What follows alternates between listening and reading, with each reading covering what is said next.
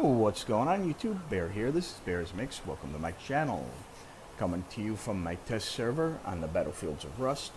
I had somebody ask me about the HBHF sensor and the proper way to use it. This is the heartbeat, humidity, and footstep sensor. The player I was speaking to was under the misimpression that the sensor was a pass-through. It is not. It is a sensor and an activator switch. That is all. To set this up, there's many applications for the HBHF sensor. You can be as simple as turning lights on in a room in your base when you walk into the room, and then turn them off again automatically when you leave. You can have it set to automatically turn on lights when somebody's outside your base. You can set it to open and close doors automatically to save you time entering and exiting your base. Drawback to that, of course, is somebody can go deep on you if the doors don't close in time. And then the most common use is for trap bases. And that's what I'm going to use it for here right now, is a simple little trap base, little mini trap base.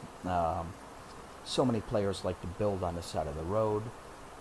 It would be a crime not to take advantage of that.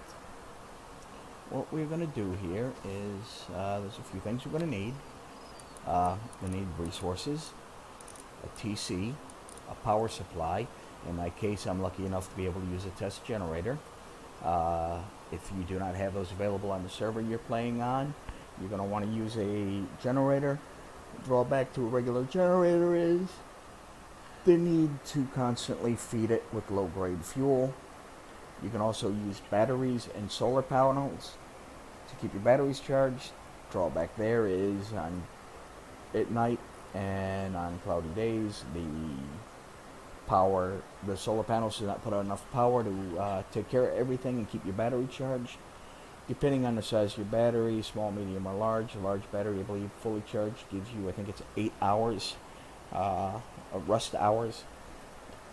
And the small battery only gives you, I believe it's an hour and a half. And the medium battery, I believe, gives you 3 hours. I could be wrong on that. I forget offhand. Or you can always use the wind turbine, which you can either buy at, I believe it's Outpost, or you can make it if you have the right materials and the blueprint for it. You're also going to need 2 door controllers, 3 garage doors, your TC, your HBHF sensor. You're going to need a switch. You're going to need 3 three-way splitters, and you're going to need a memory switch, as well as your preferred method of execution for your victims. In this case, I'm going to be using the auto turret, so make sure you have ammunition for that. Since we're building by the edge of a road where many players run around at, it's going to be quite lucrative. First thing we want to do is find a place we can build. I think I'm too close to that bus stop. Yeah, this will work right here.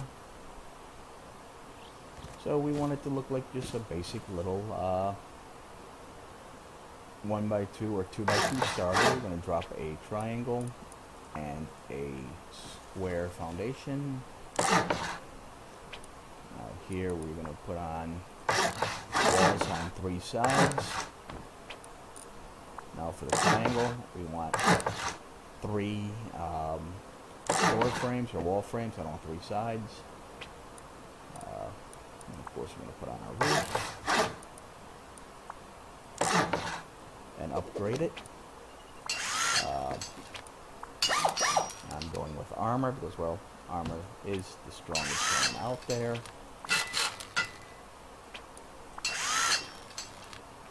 Keep in mind, you will piss off some players that are heavily geared. They will come back and attack this with rockets.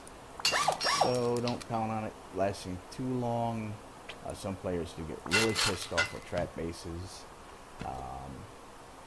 So have another base nearby where you can run over, collect your rewards, and get out when players get whacked. Now we have just a basic 2x1 here. From a distance it'll look like a simple starter base. We want to put our TC in here to keep it from decaying. Let's throw some resources in here, keep it fed.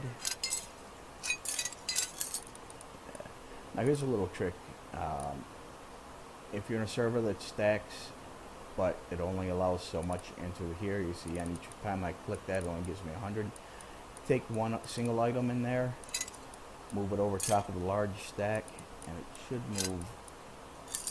Oh well, it's not doing it here. Maybe it's the TC. But in boxes you can do that and it will move the whole group rather than just one or two at a time into the box. Let's see.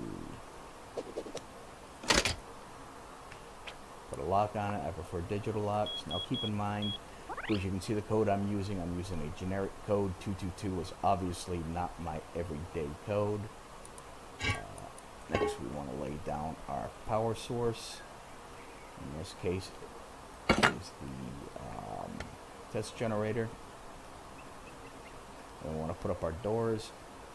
I'll put one here. Put a lock on it. Set the code. Oops.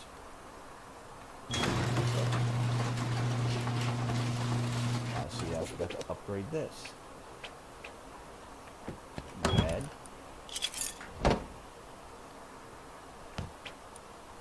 See? I'm human.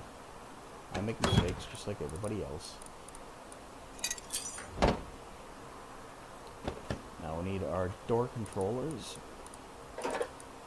So you know, watch, pay attention here. I'm going to take the single turret, move it over the 100 door controllers, and it moved them all down.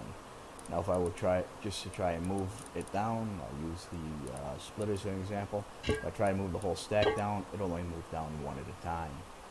So if you use a single item, place it over the large group, it'll transition it for you, take them all safe spots.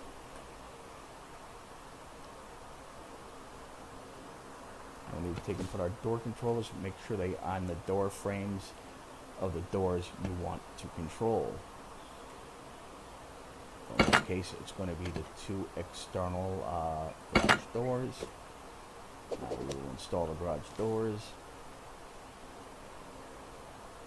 with the rollers to the inside, obviously.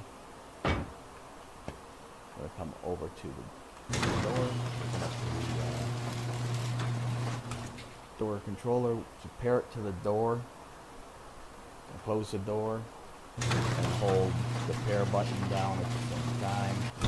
And the light should turn green. And if it push the light inside, see the light's green. That means it's paired. Ideally, you want this on the inside where it's out of sight. And then come over here and do the same thing on this side. Pair this door controller to this door.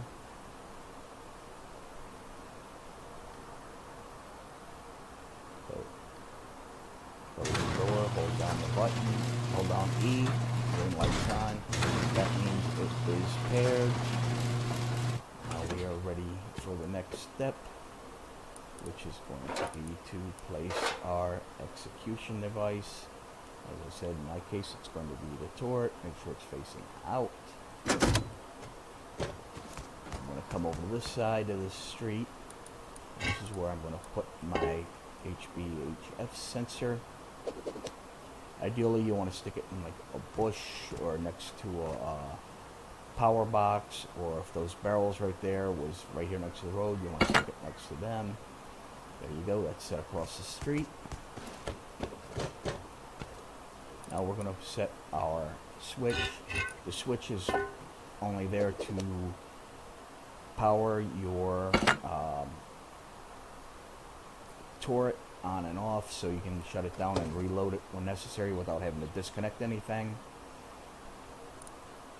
And my wire tool. So I'm going to go from power in to power out on the switch. authorize myself. Open it up. Load it with ammo.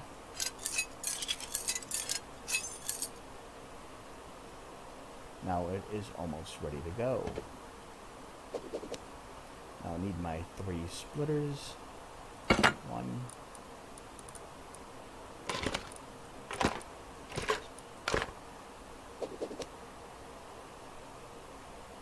2, 3, and need my memory cell. Put that right above. Now here's where it gets interesting. This is where you need to pay attention. You're going to take your power supply, power source. You're going to run that to the input on your first splitter. You're going to run one of your outputs to power in on your switch. Flip the switch on, give a little test, see what happens, and the torque comes to life, and it's ready to kill anybody that runs by. Let's shut it off for now. We're not ready for that yet.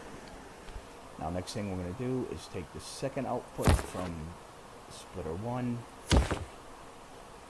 and we are going to power splitter 2. Now, from splitter 2, we're going to take our first output. I'm going to bring this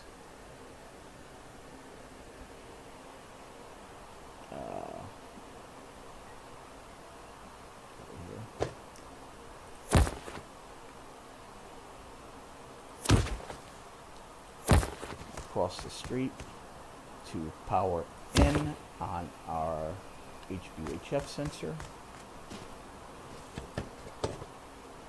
Now we are going to take our second output here, and this is going to go to power in on our memory cell. Now we're going to take reset. We're going to run this back over here to the third slot on our second power splitter.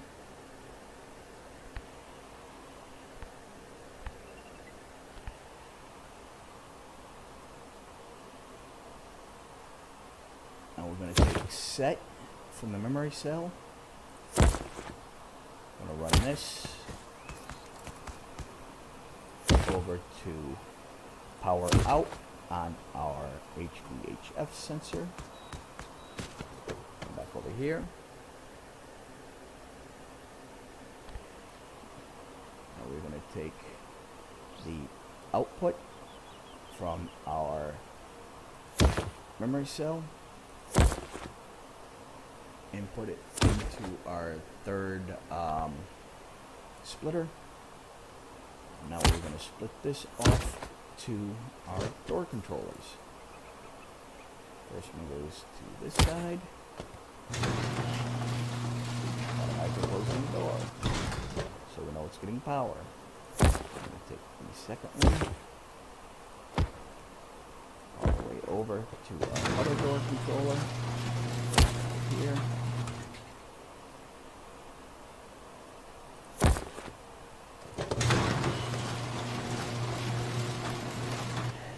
And that is pretty much it. So it's power supply to your first splitter. Your first splitter is going to branch out to your switch in. Switch out is going to go to your turret. Your second output on splitter 1 is going to go to splitter 2. Splitter 2 is going to branch out 3 ways. And to your memory cell, you have power in, reset,